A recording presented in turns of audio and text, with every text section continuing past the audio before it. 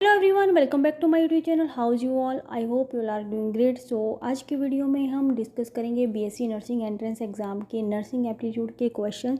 Nursing aptitude हमारा 20 marks का रहता है। ये भी एक इम्पॉर्टेंट पार्ट है हमारे एग्ज़ाम का।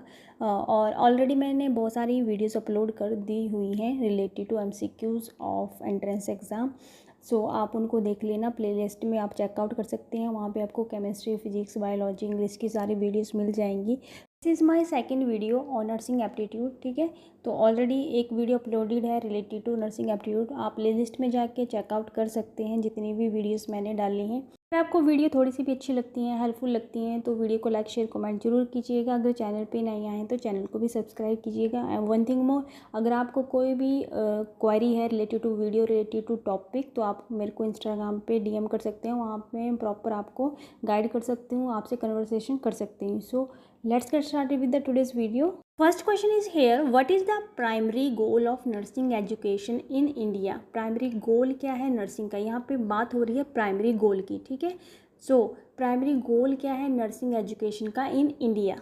सो options are, first one is to provide theoretically knowledge only. तो या तो ये एजुकेट करना है कि सिर्फ थियोरेटिकली नॉलेज ही नर्सिस को होनी चाहिए। सेकंड ये to develop clinical skills only, सिर्फ क्लिनिकल स्किल्स को ही डेवलप करना है। Okay, so third option is to prepares nurses for leadership goaling. Nurses को प्रिपेयर करना है किसके लिए? लीडरशिप गोल के लिए। उसमें एक क्वालिटी होनी चाहिए कि वो लीड कर सके, लीडरशिप क्वालिटी उसमें होनी चाहिए, इसके लिए प्रिपेयर करना है। Last option is to prepare nurses for both theoretically and clinical roles. ठीक है, सो यहाँ पे बोला कि या तो नर्सिस को प्रिपेयर करना है दोनों चीज़ों के लिए, थियोरेटिकली भी और क्लिनिकली भी। सो correct option is option D. ठीक है, तो नर्सिस में दोनों ही एबिलिटीज़ होनी चाहिए, उसको थियोरेटिकली नॉलेज भी होनी चाहिए और क्लिनिकल नॉलेज भी होनी चाहिए, सो दैट वो पेशेंट को प्रॉपर गाइड कर सके, प्रॉपर केयर प्रोवाइड कर सके। So option D is the correct answer. Next question is which one of the following is advantage of nursing? यहाँ पे बात हो रही है नर्सिंग की क्या एडवांटेजेस होती हैं, मतलब नर्सिस में क्या विशेषता होती है। तो यहाँ पे ऑप्शन दी गई हैं, तो इनमें से हमने बताना है कौन सी करेक्ट ऑप्शन है।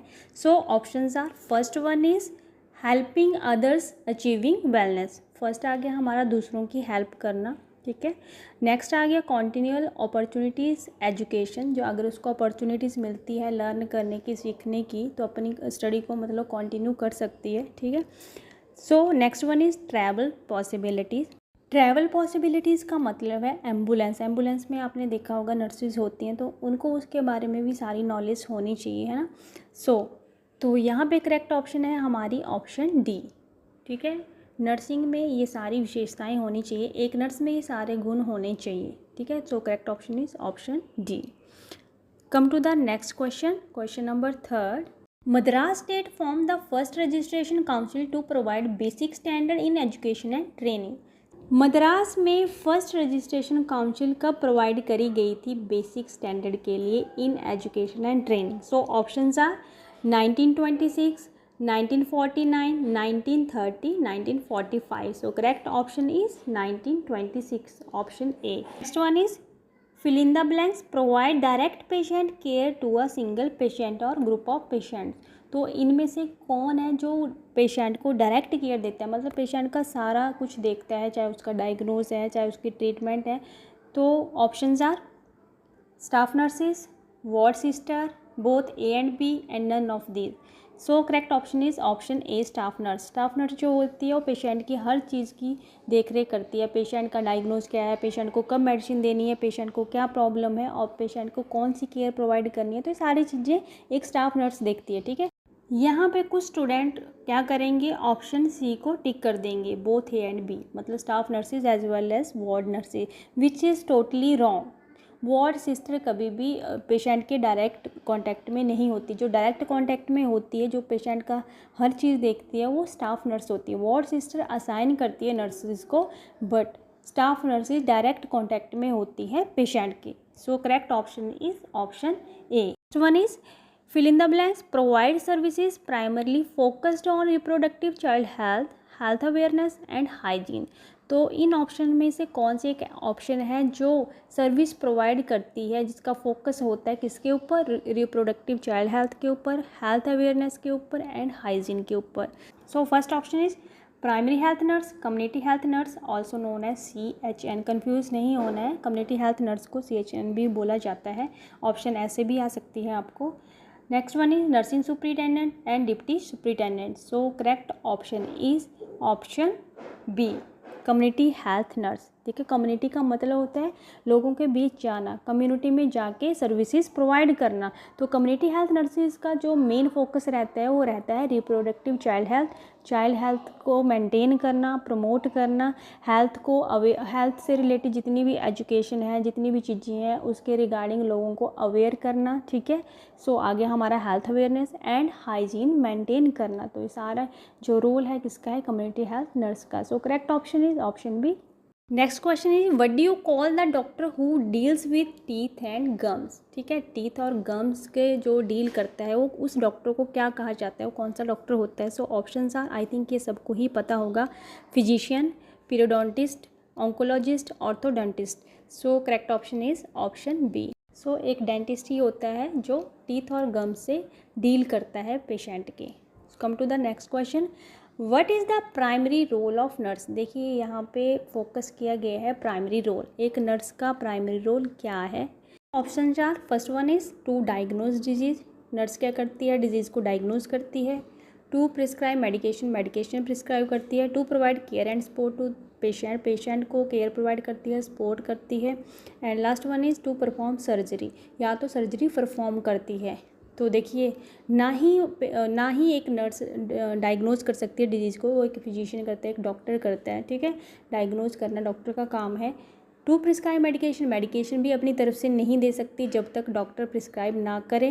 And to provide care and support to patient, this is the correct option, option C is the correct option. Nurse का जो प्राइमरी रोल होता है वो पेशेंट को केयर और सपोर्ट प्रोवाइड करना है। ठीक है, और लास्ट ऑप्शन थी हमारी टू परफॉर्म सर्जरी, तो ये भी नर्स नहीं कर सकती। सो नर्स का जो प्राइमरी रोल होता है वो एक पेशेंट को अच्छी केयर प्रोवाइड करना है, उसको सपोर्ट करना है, कंफर्टेबल एनवायरनमेंट प्रोवाइड करना है। Option C is the correct option. Next question, universal donor blood group is, जो यूनिवर्सल ब्लड ग्रुप होता है वो कौन सा है, यूनिवर्सल डोनर कौन है जो मतलब सबको ब्लड डोनेट कर सकते हैं। So options are B positive, AB positive, O negative, A negative. I think ये आप सबको ही पता होगा जो यूनिवर्सल डोनर ब्लड ग्रुप होता है वो कौन सा है, O नेगेटिव। O नेगेटिव एक ऐसा ब्लड ग्रुप है जो सबको ब्लड डोनेट कर सकते हैं। O नेगेटिव ब्लड ग्रुप बहुत रेयर होता है, मतलब बहुत रेयर पाया जाता है, बट ये यूनिवर्सल डोनर है, सबको ब्लड डोनेट कर सकता है। Next one is normal pH of blood is very important question. ये भी बहुत बार एग्जाम में पूछा जाता है कि ब्लड की जो नॉर्मल pH वैल्यूज़ होती हैं वो कितनी होती हैं। So answer is 7.35 to 7.45। Value आप बिल्कुल रट लेना, ठीक है, इंपॉर्टेंट क्वेश्चन है। हो सकता है आपको ऑप्शंस आए, ऑप्शन दी गई हो, तो आपको अगर वैल्यू याद होगी तो ऑप्शन जो मर्जी दी गई हो, ठीक है, तो इसको एक बार देख लेना। Next question is all are related to the word nurse except. ठीक है, यहाँ पे जो ऑप्शन दी गई हैं सारे वर्ड नर्सिस से रिलेटेड हैं, एक ऐसा कौन सा वर्ड है जो नर्स से रिलेट नहीं करता। ठीक है, so option are understanding, responsibility, empathy, sympathy. ठीक है, देखिए कि नर्स में अंडरस्टैंडिंग भी होनी चाहिए, रिस्पॉन्सिबल भी होनी चाहिए और सिंपैथी भी होनी चाहिए। So correct option is empathy, option C. ठीक है, ऑप्शन सी एक ऐसा वर्ड है जो नर्स से रिलेट नहीं करता। देखिए नर्स का क्या मतलब होता है, एन मतलब नोबिलिटी, यू मतलब understanding, R means responsibility, S mean sympathy and E mean educating. ठीक है, एजुकेशन भी हो सकते हैं या एफिशिएंसी भी बोल सकते हैं। अब यहाँ पे हमारे पास ऑप्शन आ रही है, यहाँ पे स्टूडेंट्स कंफ्यूज हो जाते हैं एम्पैथी और सिंपैथी में। चलिए एग्जांपल से इस चीज़ को समझते हैं। फॉर एग्जांपल किसी का एक्सीडेंट हो जाता है और वहाँ पे 3 पर्सन है, ठीक है, A B C। ठीक है, ए पर्सन जो होगा उसको कोई फ़र्क नहीं पड़ेगा किसी का एक्सीडेंट है, कौन है, कितनी चोट लगी है। ठीक है, तो वो हो गया अपैथी, मतलब उसको किसी चीज़ से कोई लेना नहीं है, अपैथी। ठीक है, नेक्स्ट पर्सन है हमारा बी। ठीक है, सिंपैथी, सिंपैथी मीन जिसको थोड़ा होगा कि नहीं यार इसको चोट लगी है तो मुझे इसकी हेल्प करनी चाहिए, हो गया कि सिंपैथी, मतलब उसके दर्द को समझेगा। ठीक है, उसको बोलेंगे सिंपैथी। और एम्पैथी क्या होता है? एक ऐसा सी पर्सन है जो उस पेशेंट को देख के उसके साथ साथ वो भी रोने लगेगा, कि उसके दर्द को मतलब बोलेगा कि मेरा दर्द है, मुझे वो दर्द हो रहा है, तो वो उसको बोला जाता है एम्पैथी। तो एक नर्स में क्वालिटी नहीं होनी चाहिए, हम पेशेंट को केयर दे रहे हैं, उसके साथ सहानुभूति रखनी है, सिंपैथी रखनी है, बट एम्पैथी नहीं रखनी है। पेशेंट के साथ साथ खुद रोना शुरू नहीं कर देना है, क्योंकि अगर पेशेंट को केयर प्रोवाइड करनी है एक नर्स ने तो उसको स्ट्रॉन्ग होना पड़ेगा। Option is empathy. तो एम्पैथी एक ऐसा वर्ड है जो नर्स से रिलेट नहीं करता। Next question is world health organisation established on. World health organisation कब एस्टेब्लिश्ड हुआ था? So options are 7 June 1948, 7 April 1948, 6 May 1978, 8 April 1948। So correct option is option B, 7 April 1948 को वर्ल्ड हेल्थ ऑर्गेनाइजेशन एस्टेब्लिश हुआ था। अब यहाँ पे क्वेश्चन और आता है कि जो वर्ल्ड हेल्थ ऑर्गेनाइजेशन है एस्टेब्लिश कहाँ पे हुआ था? ये तो हो गया कब हुआ था, 7 अप्रैल 1948, बट कहाँ पे हुआ था? ये क्वेश्चन मैंने प्रीवियस वीडियो में डिस्कस किया हुआ है, जो मेरी प्रीवियस वीडियो है ऑन नर्सिंग एप्टीट्यूड पे पार्ट 1, तो उस पर ये क्वेश्चन मैंने मेंशन किया हुआ है। यहाँ पे मैं फिर रिपीट कर देती हूँ। जो वर्ल्ड हेल्थ ऑर्गेनाइजेशन है एस्टेब्लिश्ड हुआ था जिनेवा स्विट्ज़रलैंड में। ठीक है, कब हुआ था? 7 अप्रैल 1948। तो ये दोनों क्वेश्चन आप रिवाइज कर लीजिएगा, इंपॉर्टेंट है। Come to the next question, health care delivery system is made up of. Health care delivery system किसके लिए बना हुआ है? So option are CHC, PHC, sub centre और। सो करेक्ट ऑप्शन इज़ और, सबके लिए ये सिस्टम बना हुआ है। देखिए जब पेशेंट को कोई प्रॉब्लम होती है तो सबसे पहले वो कहाँ जाता है? सब सेंटर में। ठीक है, जो गांव में छोटा सा सेंटर होता है वहीं जाता है फर्स्ट एड के लिए। जब वहाँ पे ट्रीटमेंट नहीं हो पाता, क्योंकि वहाँ पे इतने इक्विपमेंट्स नहीं होते, इतनी फैसिलिटीज़ नहीं होती है, तो पेशेंट को ट्रांसफ़र कर दिया जाता है PHC, प्राइमरी हेल्थ सेंटर। ठीक है, छोटे लेवल मतलब जो सब सेंटर से ऊपर वाला लेवल है। ठीक है, PHC में भेज दिया। अगर वहाँ पे पेशेंट की ट्रीटमेंट नहीं होती है तो उसको रेफ़र कर दिया जाता है CHC, जो कि बड़ा हॉस्पिटल होता है, तो वहाँ पे उसकी ट्रीटमेंट शुरू हो जाती है। ठीक है, अब देखिए अगर पेशेंट में और ज़्यादा कॉम्प्लिकेशंस आ रही हैं जो कि ट्रीट नहीं हो पा रही हैं एट CHC लेवल पे, तो पेशेंट को रेफ़र कर दिया जाता है जो स्टेट लेवल के हॉस्पिटल्स होते हैं। CHC जो होता है वो तहसील लेवल पे होता है। ठीक है, और जो स्टेट लेवल पे हॉस्पिटल्स होते हैं तो वहाँ पे बहुत सारी फैसिलिटीज़ होती हैं, तो वहाँ पे पेशेंट को अच्छी केयर प्रोवाइड कर दी जाती है अकॉर्डिंग टू पेशेंट्स नीड्स। ठीक है, ये सारे लेवल्स होते हैं हेल्थ केयर डिलीवरी सिस्टम के। सो यहाँ पे जो ऑप्शन हमारा रहेगा डी। ठीक है, ऑल। तो ये जो हेल्थ केयर डिलीवरी सिस्टम है ये मेडअप है किससे? CHC, PHC, sub centre. Clear है? Question is world environmental day celebrate on every year. World environmental day कब सेलिब्रेट किया जाता है? हर साल। So options are 6 June, 9 June, 5 June, 16 June. So correct option is option C, 5 June. 5 जून को world health environmental day को celebrate किया जाता है। ठीक है, और भी बहुत सारे ऐसे डे हैं जो सेलिब्रेट किए जाते हैं। देखिए हम हेल्थ से, मेडिकल से रिलेटेड चीज़ें पढ़ रहे हैं, तो हमें पता होना चाहिए कौन सा दिन क्या मनाया जाता है, किस रूप में मनाया जाता है। ये चीज़ें हमें पता होनी चाहिए, क्योंकि इसमें से क्वेश्चन पूछे जाते हैं। ठीक है, अगर हमें ये चीज़ें नहीं पता होंगी तो हमारी पढ़ाई का कोई फ़ायदा नहीं है, अगर हम मेडिकल लाइन में जाना चाहते हैं तो। ठीक है, तो सबसे पहले स्टार्ट कर लेते हैं 30 जैन को। 30 जैन को हमारा जो सेलिब्रेट किया जाता है वो एंटी लेप्रोसी डे को सेलिब्रेट किया जाता है। क्लियर है?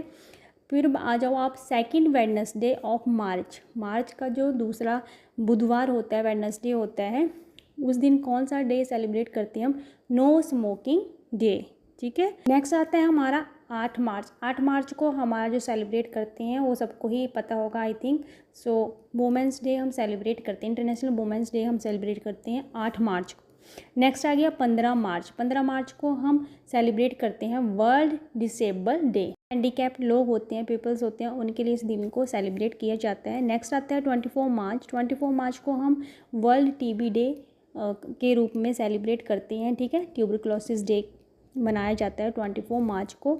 इसको एंटी TB डे भी बोलते हैं या ट्यूबरक्लोसिस डे भी बोला जाता है। ठीक है, नेक्स्ट आ गया विच इज़ वेरी इंपॉर्टेंट 7 अप्रैल। 7 अप्रैल को क्या मनाया जाता है? 7 अप्रैल को मनाया जाता है वर्ल्ड हेल्थ डे। ठीक है, ये तो आपको पता होना चाहिए वर्ल्ड हेल्थ डे कब मनाया जाता है?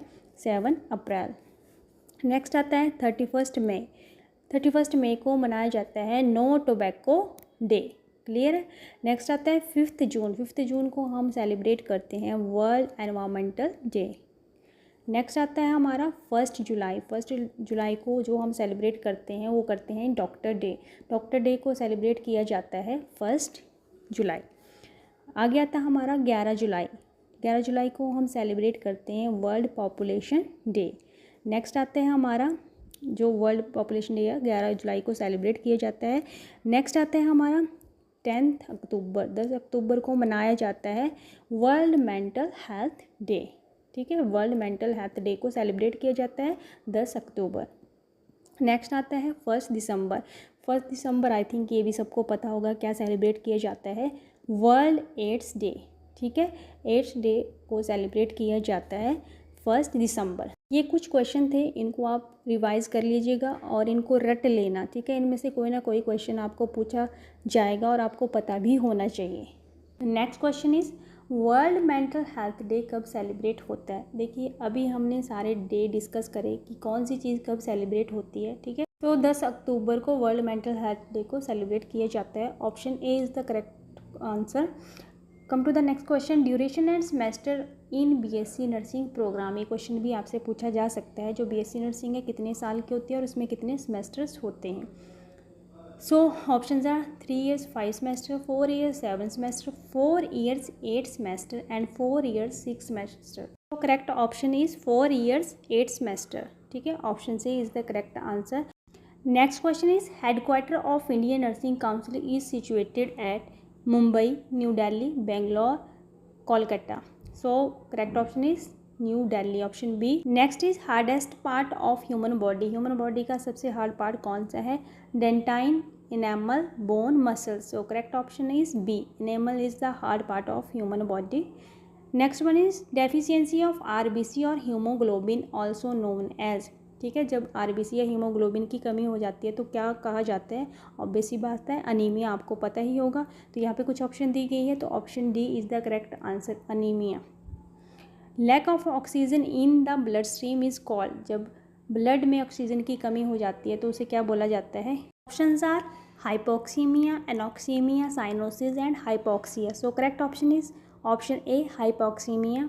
जब ऑक्सीजन की कमी हो जाती है ब्लड स्ट्रीम में तो उसे हाइपोक्सीमिया कहा जाता है। Next question is respiration rate of a healthy person. Healthy person, स्वस्थ व्यक्ति का जो रेस्पिरेशन रेट है वो कितना होना चाहिए, 5 to 10 breath per minute, 15 to 20 breath per minute, 20 to 15 breath per minute या 20 to 30 breath per minute. Correct option is 15 to 20 breath per minute. ठीक है, option B is the correct answer. जो healthy person है उसका respiratory rate कितना होना चाहिए, 15 to 20 breaths per minute. This is all about today's video. I hope ये video आपके लिए हेल्पफुल रहेगी। अगर वीडियो अच्छी लगे तो वीडियो को लाइक शेयर कमेंट जरूर कीजिएगा। अगर कोई क्वारी है, कोई क्वेश्चन है तो इंस्टाग्राम पे डीएम कीजिएगा। So this is all about today's video. मिलते हैं नेक्स्ट वीडियो में नेक्स्ट टॉपिक के साथ। तब तक के लिए बाय बाय, टेक केयर, खुश रहिए, स्वस्थ रहिए। Thanks for watching.